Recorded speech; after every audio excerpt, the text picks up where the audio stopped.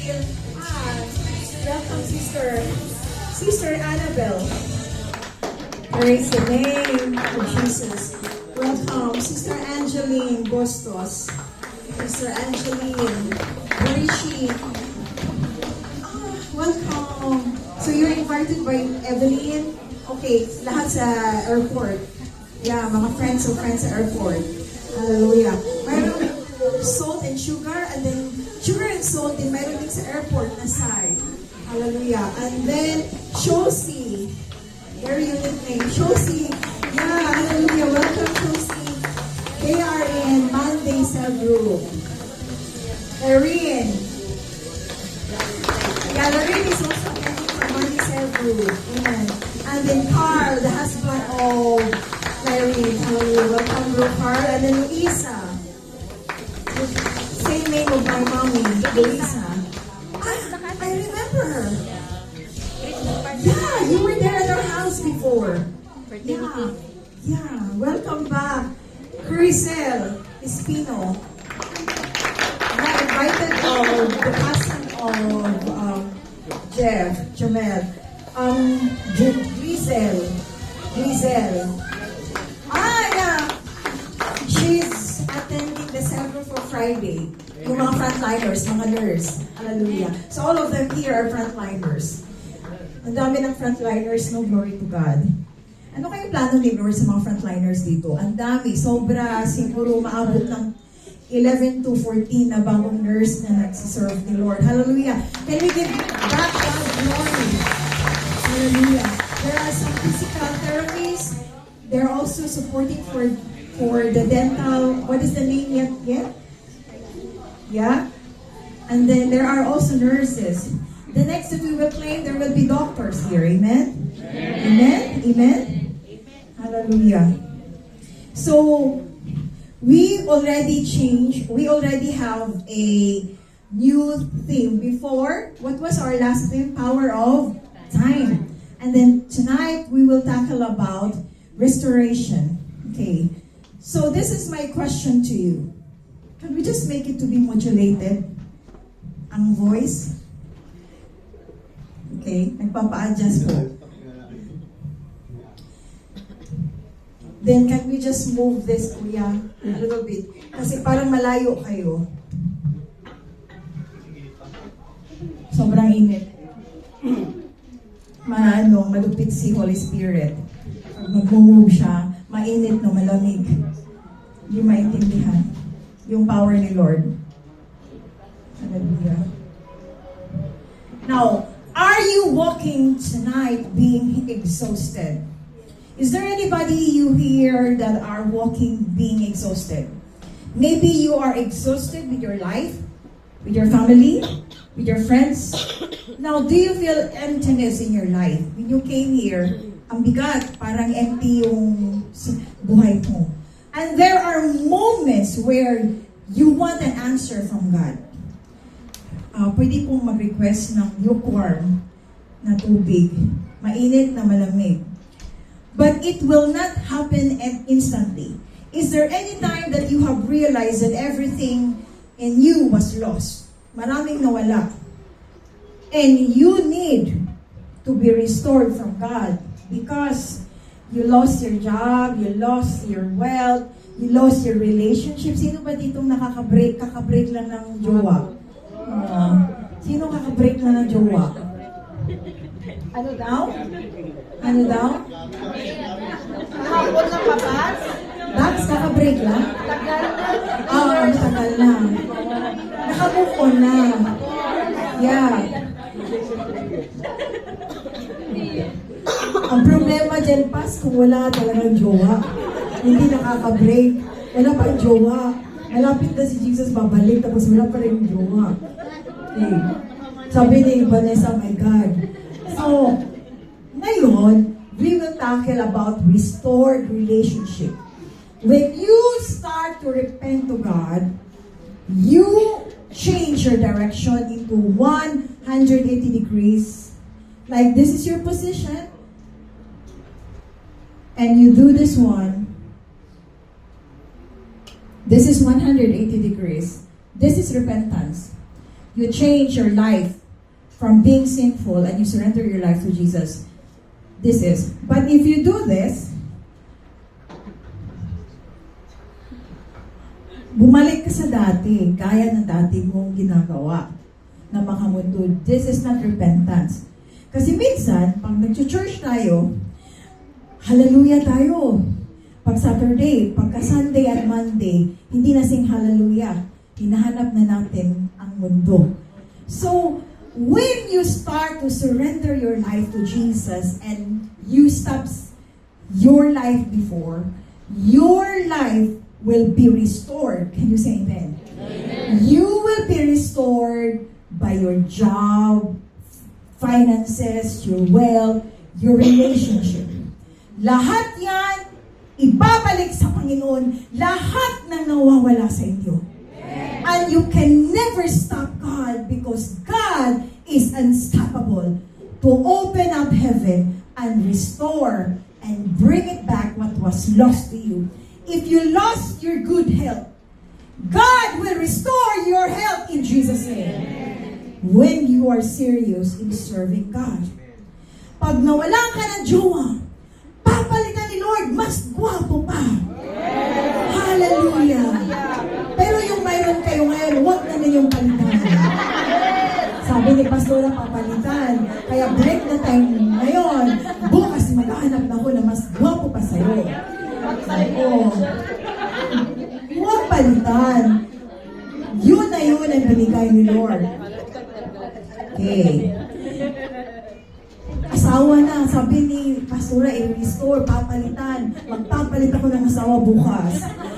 Piligro yan na application. Okay? So tonight, let's tackle about restoration that is found in 2 Chronicles 7, chapter 7, 14, verses 14, and then 19 up to 21. This is very familiar. This is very familiar, but I'll just read it fastly because we were late for 1 hour because we had a meeting from the owner of the events here.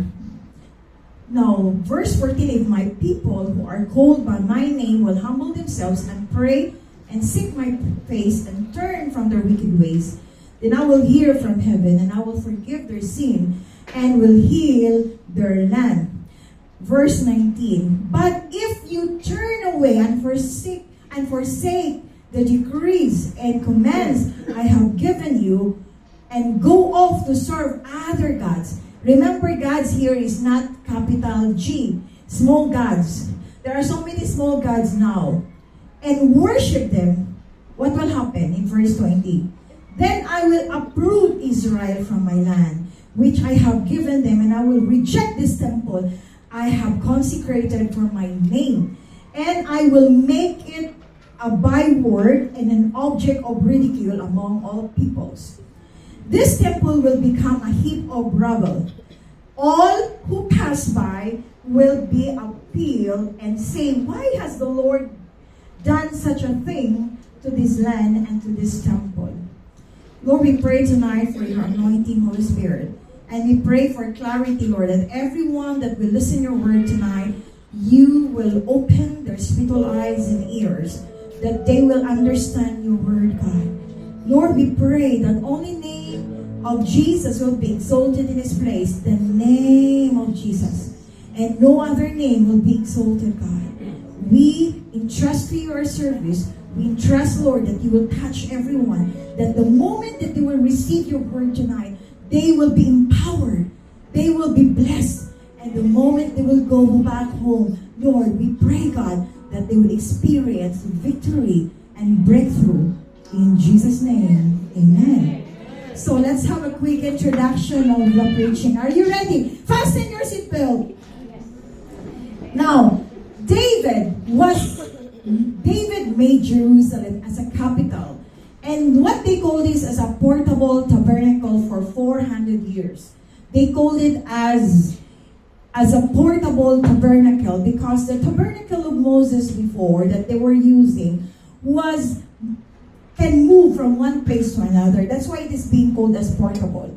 But nowadays, when we have a temple, hindi na siya portable. Katulad nito, this is a temple, hindi na siya nag-move. This is this is constant. Nandito lang tayo. Before, sa panahon sa Israelites, yung tabernacle nila, when you say tabernacle, a church, a sanctuary, portable po siya. So the proposal to build the temple from David was made, 2 Samuel 7:14-17.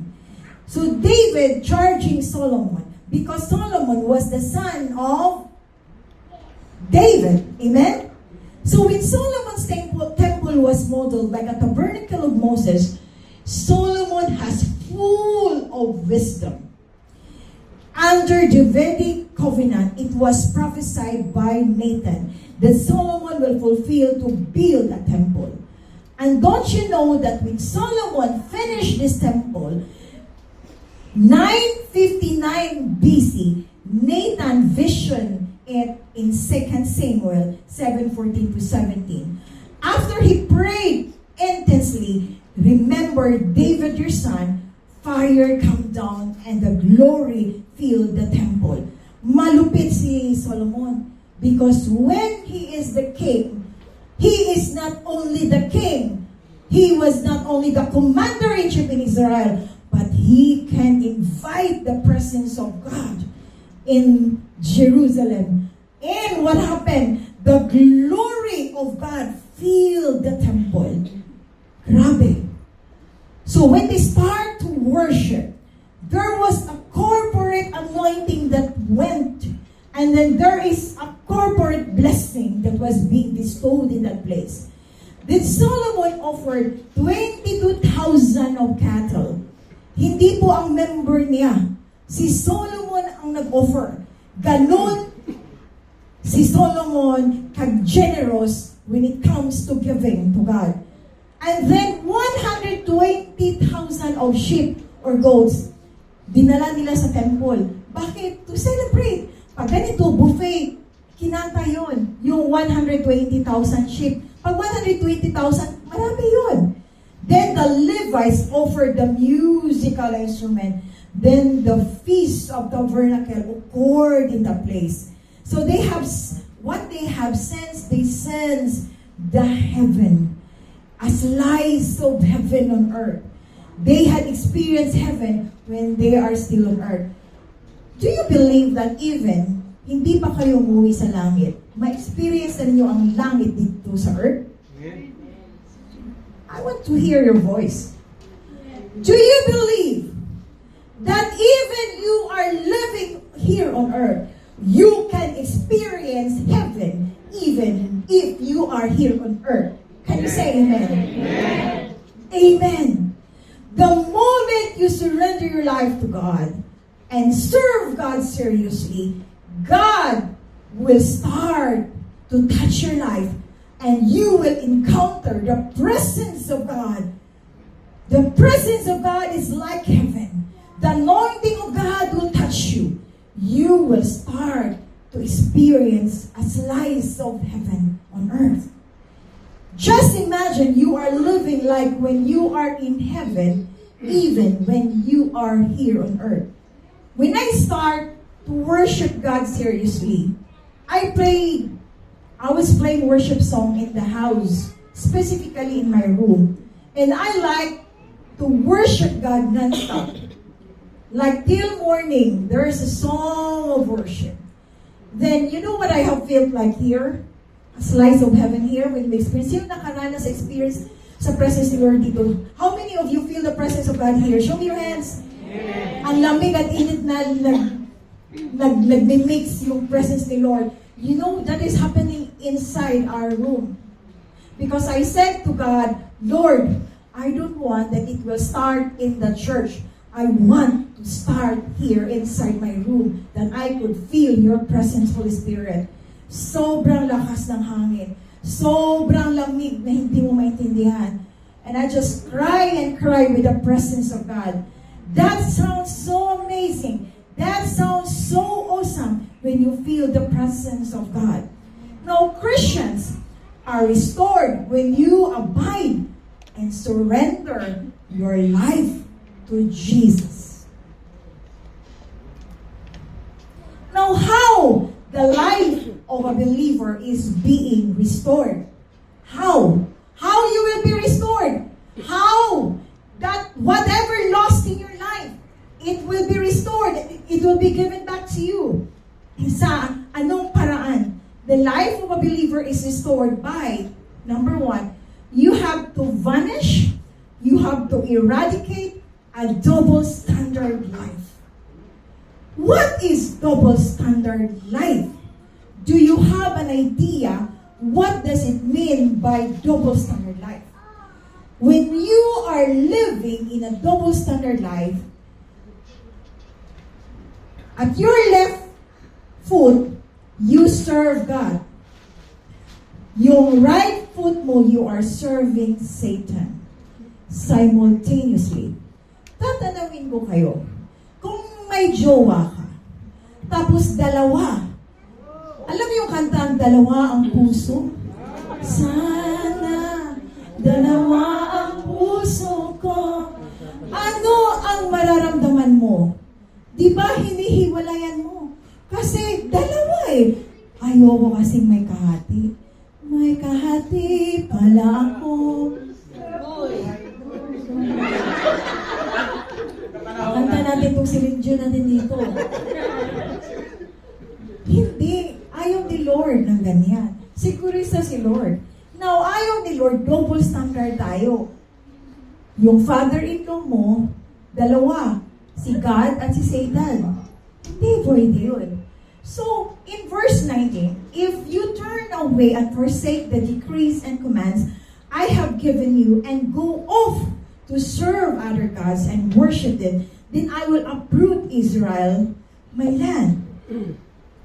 Now, if you go off to serve other gods and do a double standard life, this was very devastating because Israelites experienced famine, experienced devastation, financially, emotionally, physically, all aspects of life they experienced. They were abandoned, they were rejected, they were scattered from different nations because of their double standard life.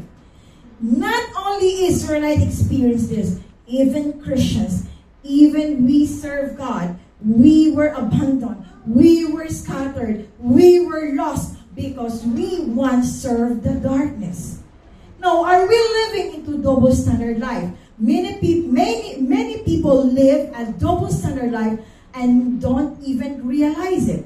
Parang bulag. Alam mo yung hindi mo alam? Nagbulag-bulagan ka lang? Sana all?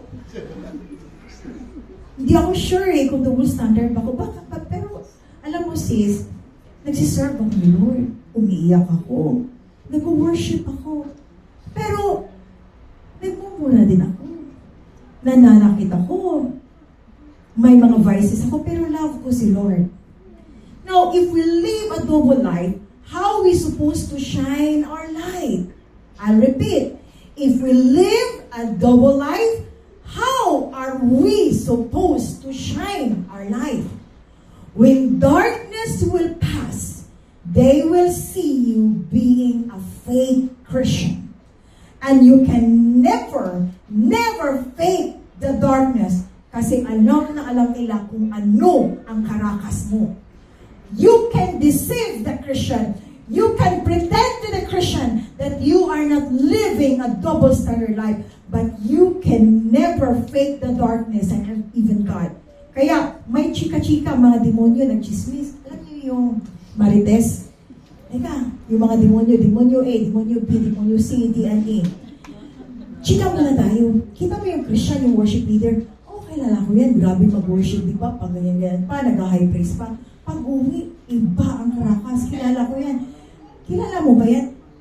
Alam ko na sa church siya, pero hindi ko siya kilala na anak siya ng Panginoon because he's doing a double standard life. Wala akong threat nakikita sa kanya. Wala akong pakialam sa kanya.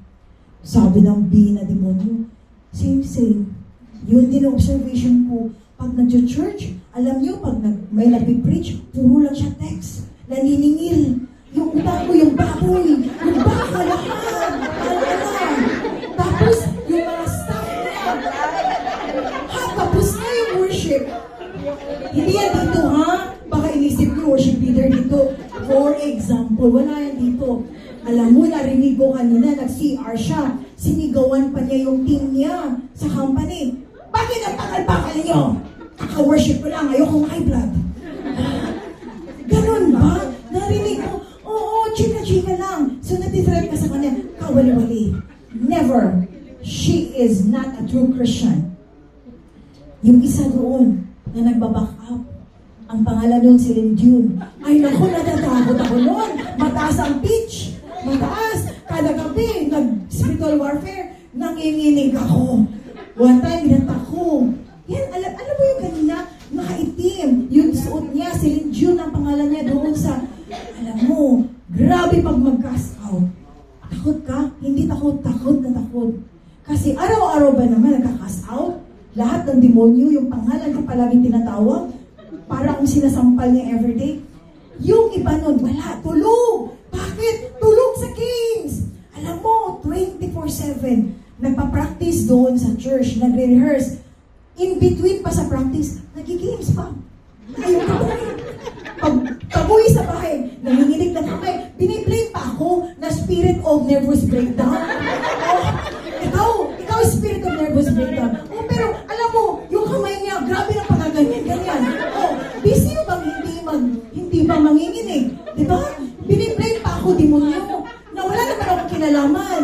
Kasi wala siyang katapusan na mag-games. Ganon ba? Grabe naman sila pag mag-blame sa'yo. Oo, chika-chika lang to. So, are you living a double standard life?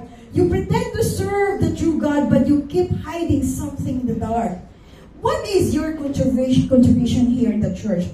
Is it about church distraction? Is it about you will hurt relationship here? Because you want to go and follow what is the calling of your flesh. Kung anong gusto ng flesh mo, susundin mo. Kahit ilang beses ka na nire-remind na to stay away from sin, to stay away, but you love to embrace the sin, then you love darkness. How can you be changed when you yourself, you are lying and you are pretending to be something reform and transform, pero sa gawa, sa action, wala. Sabi ng demonyo, grabe, pag makabirit pa, pag mag-deliverance, ang lakas tumigaw. Pero alam mo, ang sakit ng sigaw niya, walang kapangyarihan. Bakit? Alam ko ang buhay niya behind the scene. Just imagine, you can never fake God. Can you say amen? Amen. What are those other gods that are referred? Vices. Tagayan sa flood. Galing pa nag-worship, hallelujah. Isang ano dito, emperador. Okay, hintayin ko muna ako, mag-worship muna ako. 30 minutes na na-worship kasi invite Holy Spirit. Pagkatapos, emperador.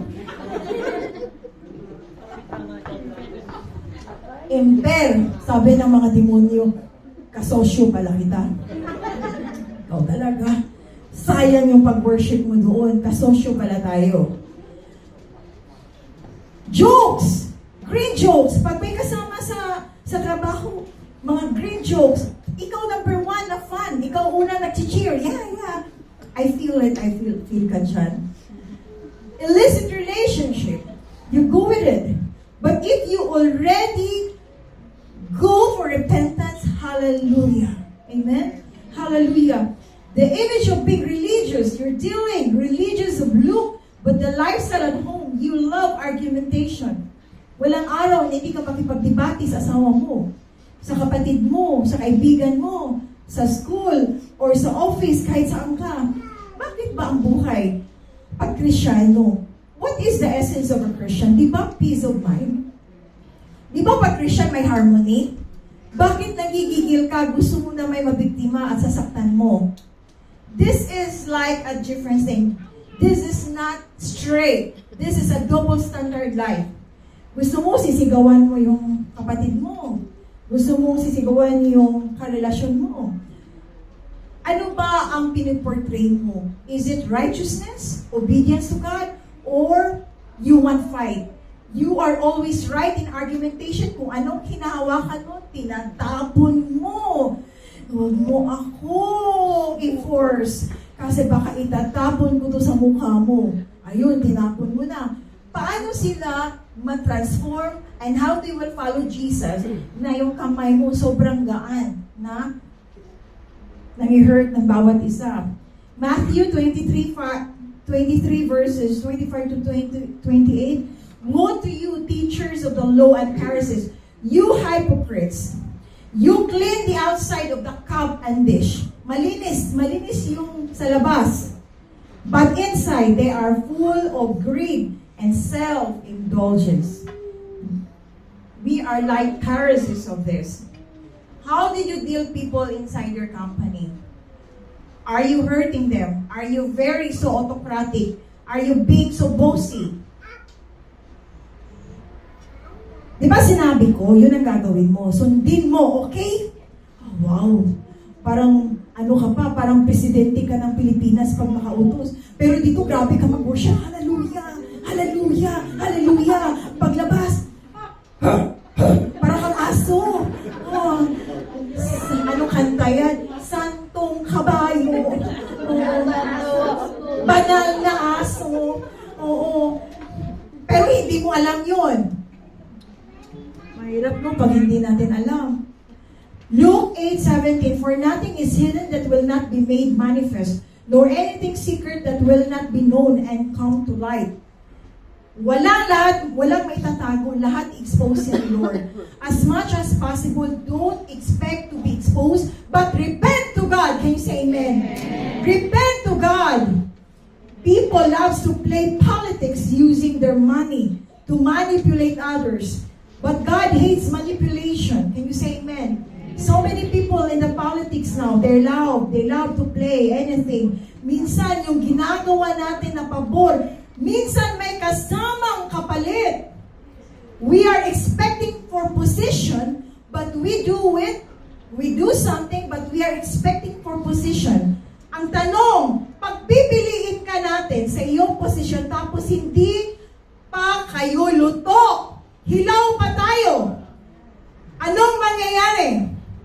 Magiging bulaklak ka sa simbahan. Amen? Pagpipilitin mo ang isang posisyon na hindi ka paluto, hindi pa season mo, at ini-insist mo dahil sa vested interest mo, magiging bulaklak ka sa simbahan dahil si Lord ang mag-intervene sa'yo dahil hindi pa right season mo. Can you say amen? But if you go with a right motive, with a righteous at pusong dalisay, ipopromote ka ni Lord in His time. Amen? Alam niyo kung ano ang prayer, the best thing. Lord, huwag mo akong ilagay sa isang bagay na hindi ako dapat ilalagay dyan. Dahil pag ilalagay mo ako sa isang posisyon na hindi naman ako bagay dyan, ma-devastated lang ang simbahan. At ako lang ang dahilan na maraming matitisod na tao. Kasi you will know that you are called with that with your fruits. To manage the church is not easy. You should be on fire in discipleship. Well, if you want a high position, go and be aggressive in discipleship. Can you say amen? Amen. Do not go on the top if you are not effective in discipleship. Because there will be a time when you will be appointed there. Ang mangyayari, wow, mali. Ang mangyayari, para kang bulaklak. Amen? So train yourself at the level of the ground. Lahat gagawin mo para sa Panginoon, hindi sa posisyon. Can you say amen? Amen. Give the best shot for God. Kahit walang posisyon, kasi pag-uwi tayo ni Lord, hindi tayo harap sa Panginoon na may posisyon. Patas tayo lahat. Can you say amen? Amen. Lahat tayo patas lang in front of God. Amen? Now, God hates a double standard life. If your husband is watching pornographic materials, after pa, kaka-worship pa, dito pa sa laptop ginamit yung worship, pagkatapos, sige na, mag-start na tayo, manood na tayo ng pornographic materials. Then, ikaw pa at ang asawa mo nag-uusap. What will you invite in the house? The spirit of lust. If you're watching pornographic materials and you go with online games, especially the online games, hindi mo finifilter na puro satanic yung mga symbol, napapansin ko palagi kayo nag-aaway ng asawa mo. Bakit? You are inviting the spirit of revenge, angerness inside your house because of the device that you are uploading and using. Stop that. Delete that in Jesus' name. Pag uwi ninyo ngayon galing sa church, huwag kayong mag-away. Kasi sasabihin mo yung asawa mo, di ba sabi ni Pastor Akati, delete na. Tapos niya, sasabihin niya, give me a chance, give me a break. Pag-iisipan ko muna kung i-delete ko. No, don't change your mind. When you go back home, delete it in Jesus' name. Amen? Bakit? Wala kang panahon sa devil, wala kang panahon kay Lord, pero may panahon ka mag-games? Wala kang panahon sa asawa mo, wala kang panahon sa mga anak mo, pero sa games may panahon ka. That is not balance. You are under addiction. You are under addiction. If an attractive woman is walking, you cannot resist. Pag titingnan mo from A to Z, wow, bullseye.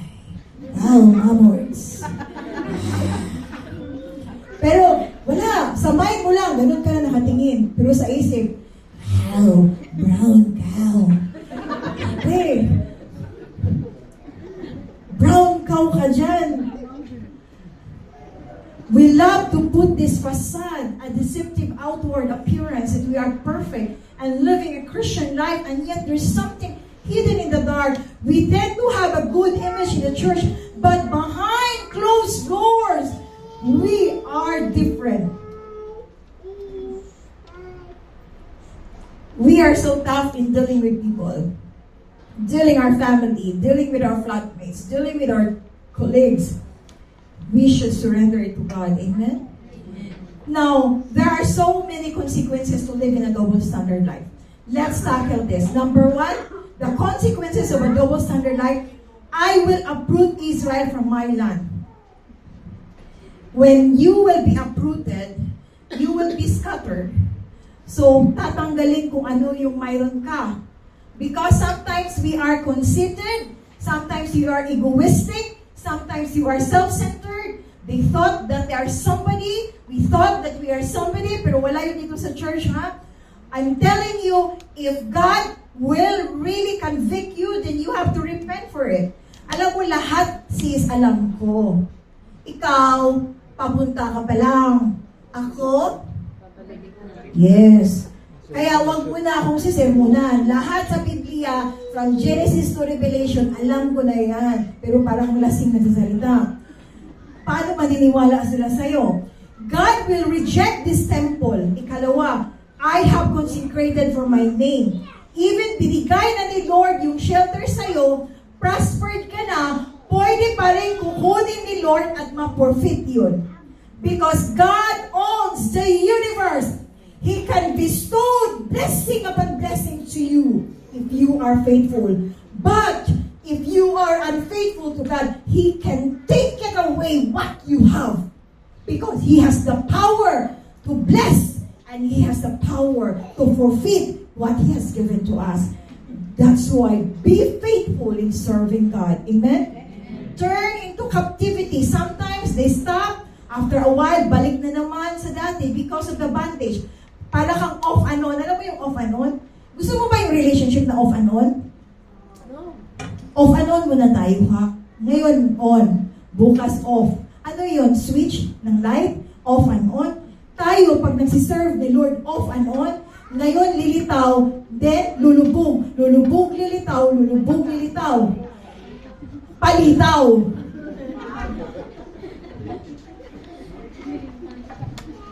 I will make it a byword and an object of ridicule among all peoples. Isang kakutyaan sa gitna ng lahat ng mga bayan. Talk of the town ka. Ikaw yung artista. Because you thought that they are loyal to you, but behind it, because they have seen you have two faces. Doble cara ka na Kristiyano. Then you will say, pinag-usapan ako ngayon.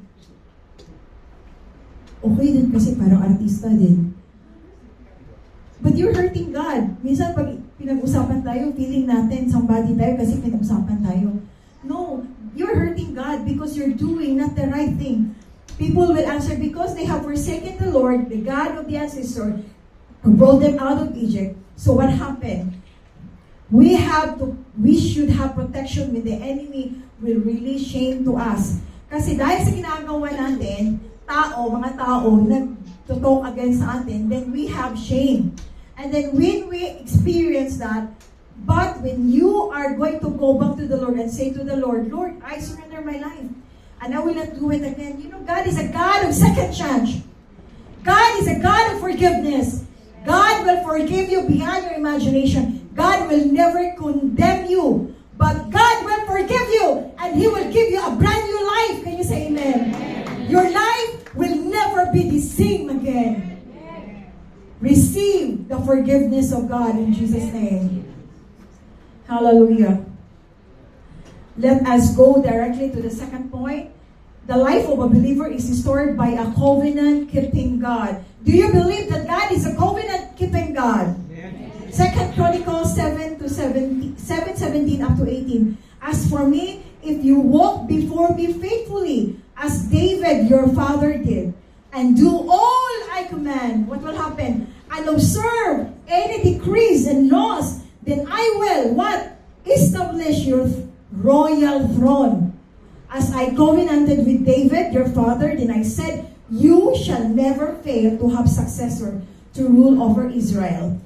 God is a God of covenant. He is a covenant-keeping God. And from this passage, the Lord has established His covenant, started from the father of Solomon, in the person of King David. And whatever God has given to David, He has bestowed to King Solomon. Later, He has bestowed the covenant to His son. But take note that when we establish a covenant, there is a corresponding condition. When God has promised, ano ang promise ni Lord dito? Tell me. He will establish your royal throne. Say, royal throne. Hindi royal through orange. Now, when you serve God, you can never be an ordinary Christian because you have a royalty. Hindi Sarah G.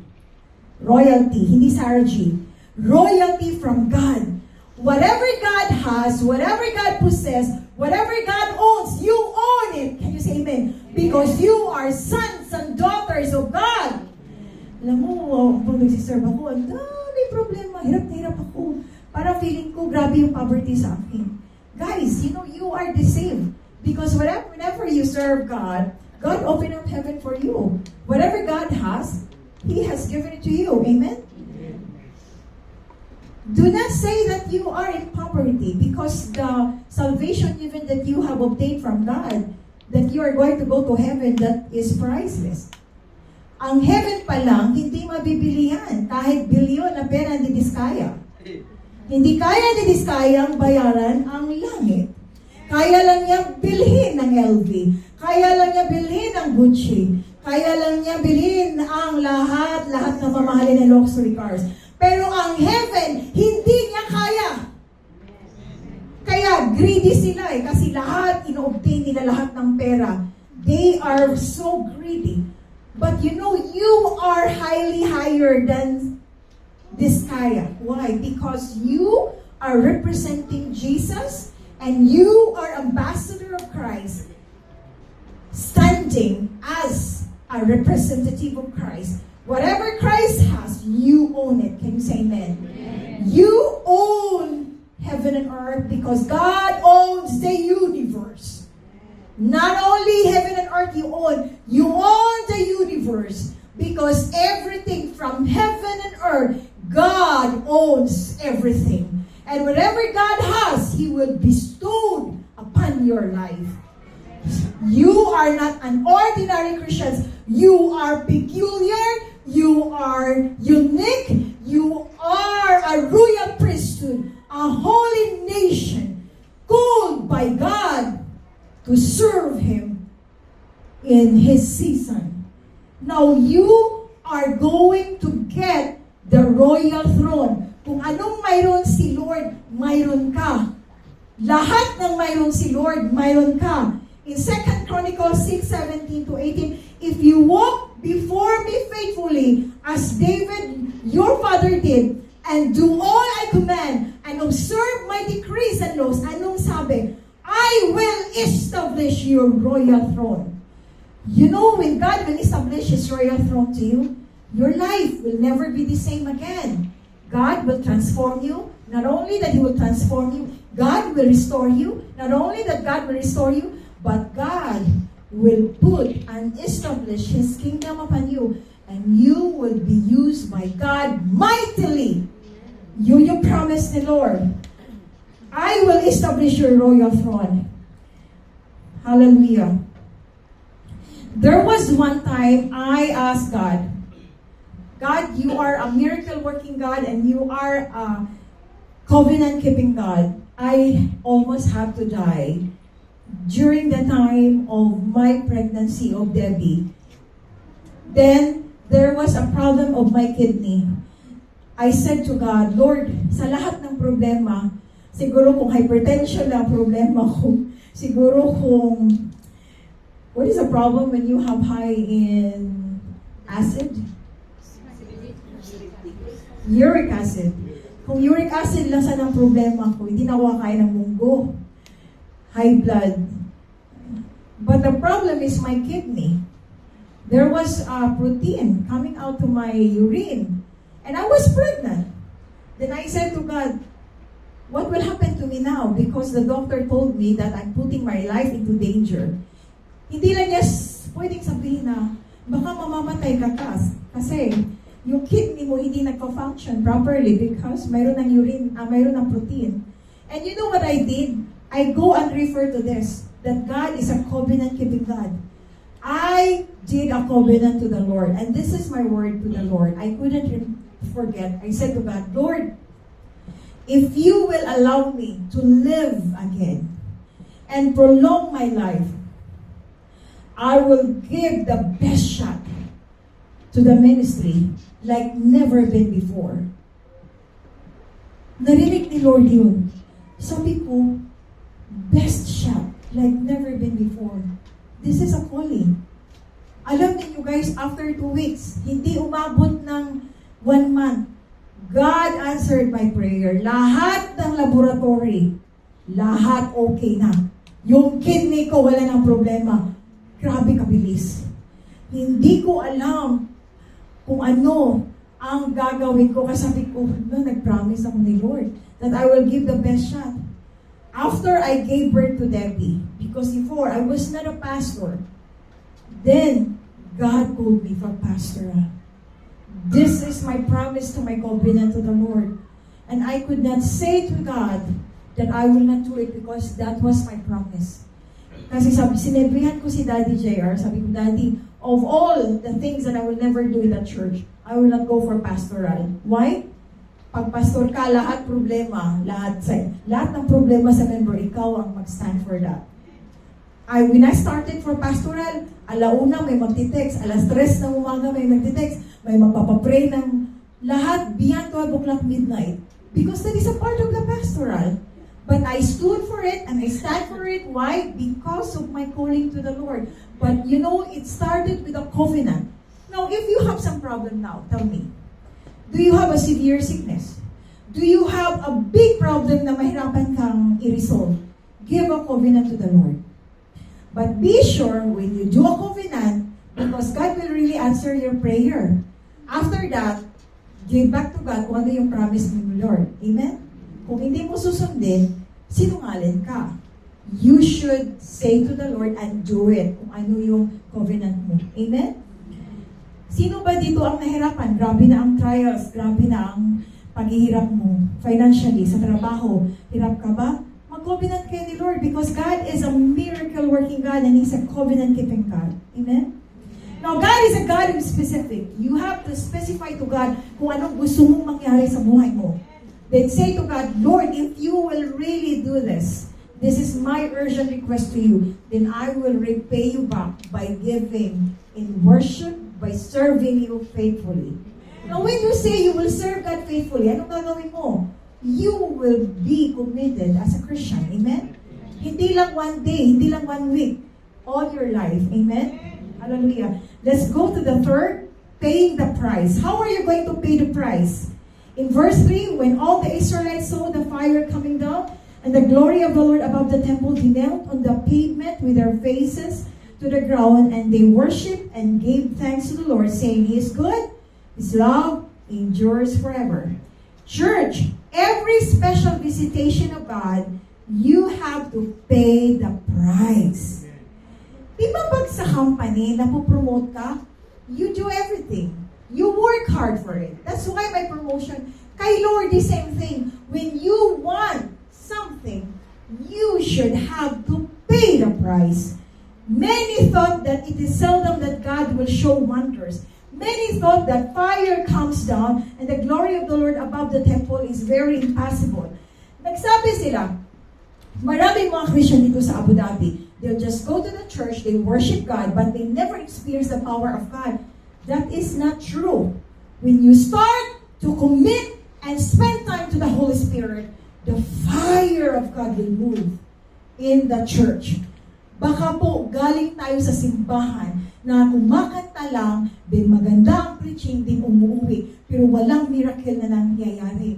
But you know, this is not the plan of God. When God will really do something, when you pay the price, God will open up heaven and you will experience signs and wonders that you never been experienced before.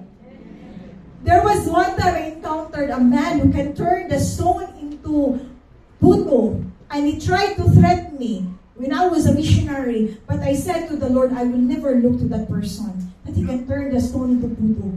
I will look to Jesus. Kasi witch yun niya. Witch, he's doing sorcerer. He was a sorcerer. And I don't look for that. I look to the most powerful God. Amen? He can do wonders. Giving sacrifice is paying the price. Giving your resources, your talents, giving your talents like the Levites. When you give your talents, do not mix with wickedness. Can you say amen? I'll repeat, when you give your talent, especially for royal Levites calling, this is true. Alam niyo itong worship team? This worship team? This is a Levites calling. This is a priestly calling. This is a highest calling. When you go for music ministry, huwag mong gawing. Don't do anything that you can pollute the presence of God by doing wickedness. Because you will answer to God. Can you say amen? You will answer to God. When you go and join with the music ministry, live in holiness. Because you will be exposed. You will be exposed if you do so. If you have a simple talent, but you live in holiness, the Lord will move in an amazing way. Never, never mix with wickedness when you go for priestly calling. Never engage with illicit relationship. Never engage with lustful desire, because you will really be exposed. This is a holy calling, this priestly calling. When King Solomon offered a sacrifice, 22,000 head of cattle and 120,000 sheep and goats, 22,000. The Levites, with the Lord's musical instrument, they gave the best offering to God. When you serve God, give the best offering. Hindi yung tira-tira lang. Dahil kung ibibigay mo ni Lord, tira-tira lang. Paano kung si Lord ang ibibigay niya sa'yo, tira-tira lang din. But if you give the best offering to God, the best service, you are committed Christian. You deserve promotion. You deserve open heaven. You deserve blessing upon blessing. You deserve victory. You deserve breakthrough from God. Amen? When you give, do not be contented that we will just come every Saturday here. you will learn and experience the power of God. Many things you will really be amazed if you attend cell group. The moment you attend cell group, you have a family. There's somebody who will take care of your soul. There's somebody who will guide you. Attend regularly with cell group. Can you say amen? And in that time when you attend regularly cell group, you will be promoted. You will become a leader. Amen? In His time. If you see cell group is fastly growing, it was not made as one night. No. People are paying the price. They traveled far. Going back home late. They don't have sleep. Instead of relaxing, they intentionally pay the price for the cost of the gospel. Not for anybody, but for God. If you see people are restored with life from living a double standard life, behind that, many prayer warriors are praying for you. If you see the church, and there are many leaders are being used, leaders sacrifices for mentoring for the leaders to produce more leaders. It is not one night to have like this in the church. We do the church planting. What is the age of the church now? What is the age of the church now? 1 year and 10 months. But this is not ordinary when we do, because this church is only 1 year and 10 months. But we are already going to be 90. Hallelujah! Can we give a clap offering for God? Hindi pa tayo 2 years. Kung kompleto tayo lahat, 90 na tayo lahat. Hallelujah! Glory to God! Nobody is highly exalted in this place, but only God. But you should pay the price. We should pay the price. Lahat dito kung anong nangyari, hindi to nangyari sa isang gabi lang. Everybody is helping each other. Even in the cell group, many are supporting for food, for consolidation. Can you say amen? Amen. You know what happened? I was so touched with so many CG network that are very active in consolidation. Kahit yung iba dito, 2 months pa lang nag-church, pero nagpa-follow up na. Kung sino nga attend pag Sabado. I cried to God. I was really so thankful to God. Hindi pa sila umaabot ng 3 months. Pero dinidisciple na nila yung mga frontliners. Kino-consolidate na nila. They have the burden. Yung mga malayo dun sa Almonina. People there, sila Kuya Bats, they go back home late at night because they consolidate people. The decons, they're working hard. Most of the decons, I will not say your name, you are working hard. Everybody are paying the price. Hallelujah. Do not stop consolidating. Do not stop attending cell group. Do not stop worshiping God. Your life will never be the same again. Palakpakan natin si Lord. Hallelujah. Let's all stand in the presence of the Lord. We thank you, God, for your presence tonight. We thank you that you are a miracle working God.